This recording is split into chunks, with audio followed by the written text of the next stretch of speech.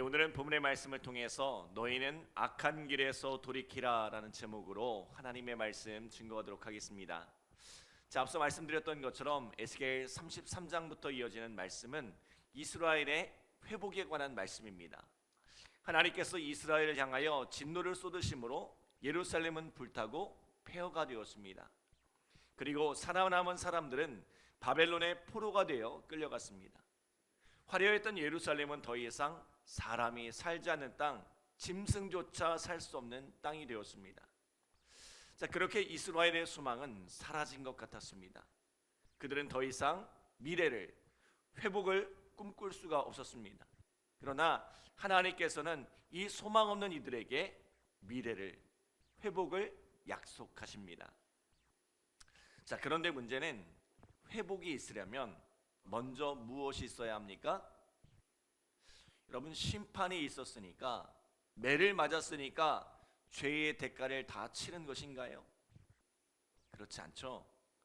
회복이 있으려면 회개가 있어야 합니다. 매를 맞는다고, 벌을 받는다고 사람이 변하지 않습니다. 매를 맞아도, 벌을 받아도 자신이 무엇을 잘못했는지 모르는 사람이 있어요. 매를 맞았으니까, 벌을 받았으니까 대가를 다 치렀다고 생각하는 사람이 있어요. 그러나 매를 들고 벌을 주는 이유가 무엇입니까? 무엇을 잘못했는지 생각하고 그 깨달으라고 주는 극단적인 방법일 뿐입니다. 잘못을 깨닫고 돌이키지 않으면 회복이 일어나지 않습니다.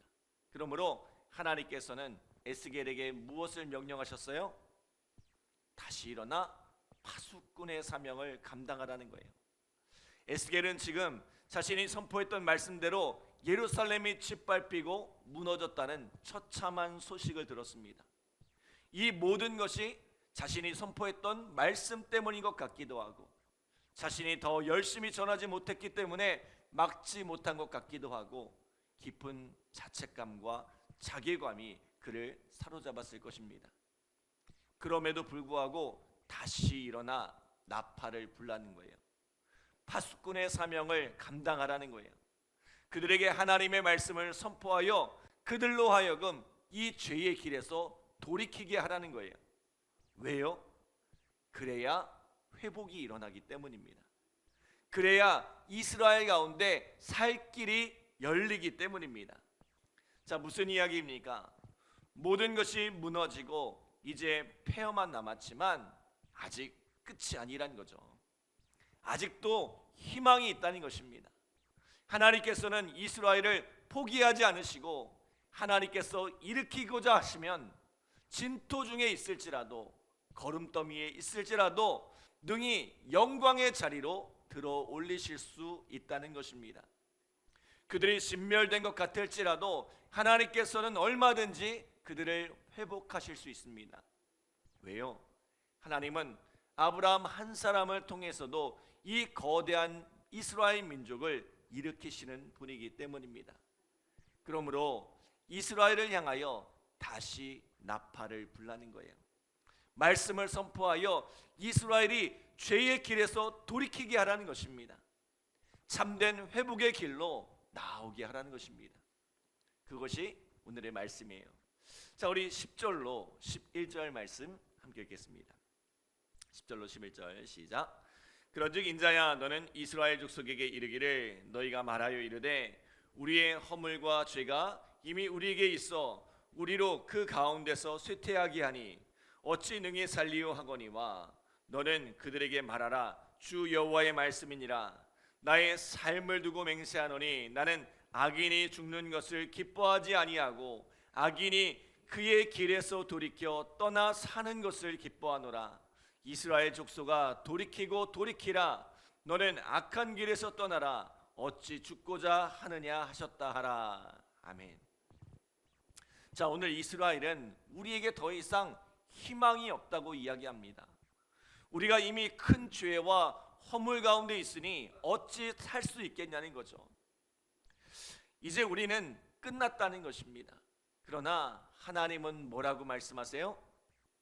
하나님은 이스라엘이 이렇게 멸망하는 것을 원치 않으신다는 거예요. 설사 악인이라 할지라도 하나님은 그 악인이 심판을 받아 멸망하는 것을 원치 않으신다는 것입니다. 하나님은 비록 악인이라 할지라도 그가 죄에서 돌이켜 사는 것을 기뻐하신다는 거예요. 때문에 베드로후서 3장 9절에 보면 이렇게 말씀합니다. 주의 약속은 어떤 이들이 더디다고 생각하는 것 같이 더딘 것이 아니라 오직 주께서는 너희를 대하여 오래 참으사 아무도 멸망하지 아니하고 다 회개하기에 이르기를 원하시느니라. 아멘. 하나님께서 오래 참으시는 이유가 뭐예요? 아무도 멸망하지 않고 다 회개하기에 이르기를 원하시기 때문입니다. 하나님은 아무도 멸망하지 않기를 원하세요. 설령 그가 악인이라 할지라도, 우리가 보기에는 죽어 마땅한 사람이라 할지라도 하나님은 그가 죄 중에 죽지 않고 마침내 돌이켜 살기를 원하신다는 거죠. 하물며 당신의 사랑하는 백성들을 향해 어떻겠습니까? 이사야 49장 15절에 보면 여인이 어찌 그 젖먹는 자식을 잊겠으며 자기 태에서 난 아들을 긍휼히 여기지 않겠느냐. 그들은 혹시 잊을지라도 나는 너를 잊지 아니할 것이라 라고 말씀합니다. 부모가 어찌 자식을 잊겠냐는 거죠. 자식이 아무리 큰 잘못을 저질렀어도 부모는 자식을 잊지 못한다는 거죠. 혹 그 부모는 자식을 잊을지라도 하나님은 당신의 백성을 잊지 않으신다는 거예요. 하나님은 당신의 백성을 포기하지 않으신다는 거예요.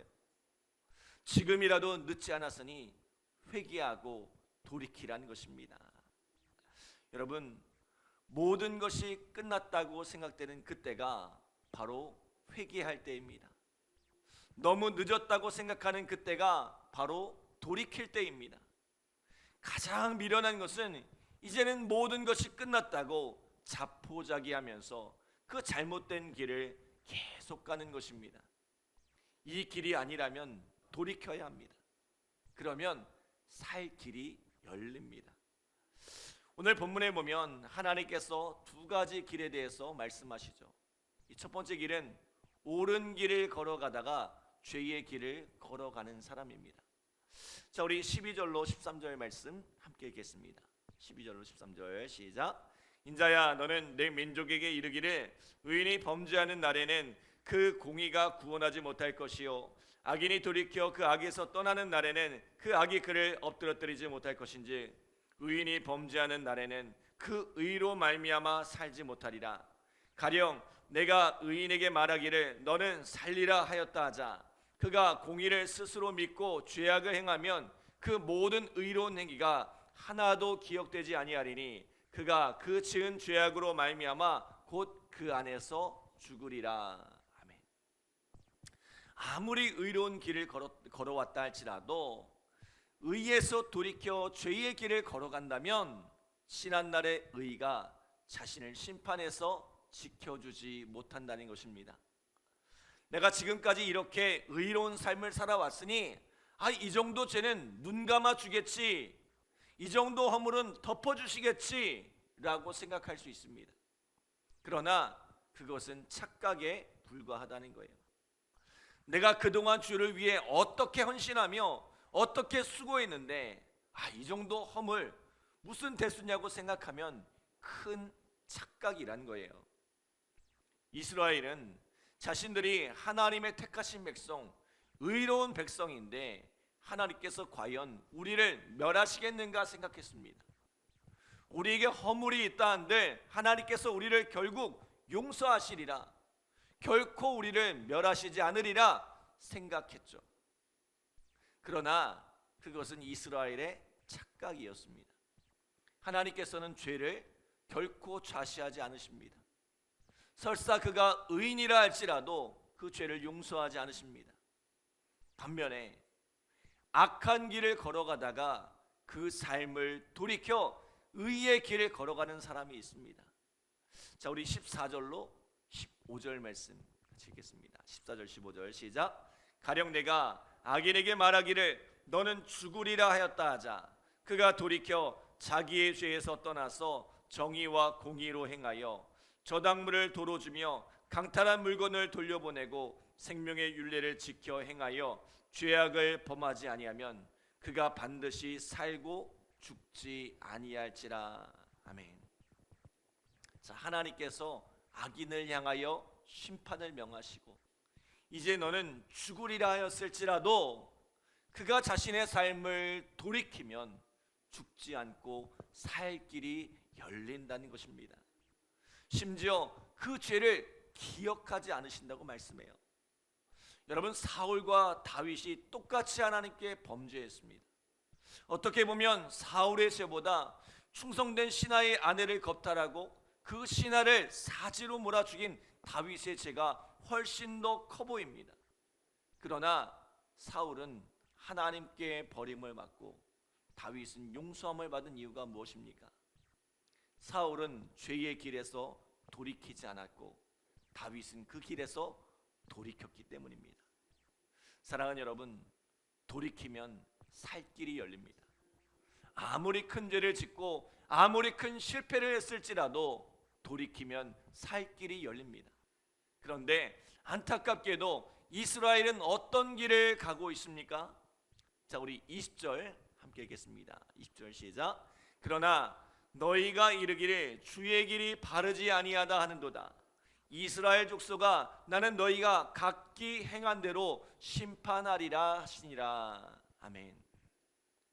하나님께서 파수꾼을 보내 계속해서 나팔을 불게 하시는데 그 길로 가면 죽는다고, 그 길은 멸망의 길이라고 끊임없이 말씀하시는데 이스라엘은 뭐라고 해요?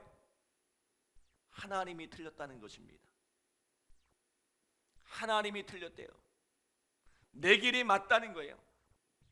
이스라엘은 고집스럽게 자기의 길을 걸어가더라는 것입니다. 여러분, 부모가 아무리 자식에게 좋은 소리를 해도 자식이 듣지 않으면 소용이 없는 거예요. 하나님께서 아무리 바른 길로 인도하셔도 사람이 그 음성에 귀를 기울이지 않으면, 그 말씀에 순종하지 않으면 소용이 없습니다. 오늘 주님 앞에서 우리의 고집을 내려놓기를 바랍니다. 그 음성에 귀를 기울이시기 바랍니다. 그런 의미에서 오늘 이 자리에 계신 여러분은 참 복된 선택을 하신 것입니다. 우리가 이 새벽부터 말씀의 자리로 나온 것은 그래도 내 뜻을 접고 하나님의 말씀을 따라 살고자 하는 의지가 있어서 이 자리에 나온 것이 아니겠습니까? 오늘 하나님의 말씀에 귀를 기울이고 그 말씀에 순종하며 살아갈 때에 오늘 우리 안에 살 길이 열리고 또 축복의 길이 열리는 귀한 은혜가 함께하기를 간절히 기도합니다. 기도하겠습니다. 하나님 감사합니다. 복된 새벽을 깨워주시고 오늘도 귀한 말씀으로 우리의 삶을 인도하여 주심에 감사드립니다.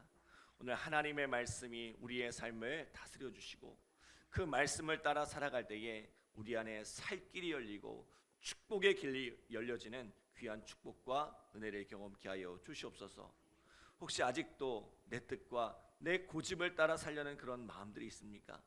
하나님, 우리의 마음을 내려놓게 하시고 우리의 고집을 내려놓게 하시고 주님 앞에 돌이켜 회개하는 삶을 살아갈 수 있도록 주님 인도하여 주시옵소서. 오늘도 이 새벽에 간절히 간구하는 우리 성도들의 기도 가운데 응답하여 주시고 귀한 열매들이 함께하게 하여 주시옵소서. 감사드리며 예수님의 이름으로 기도드립니다. 아멘.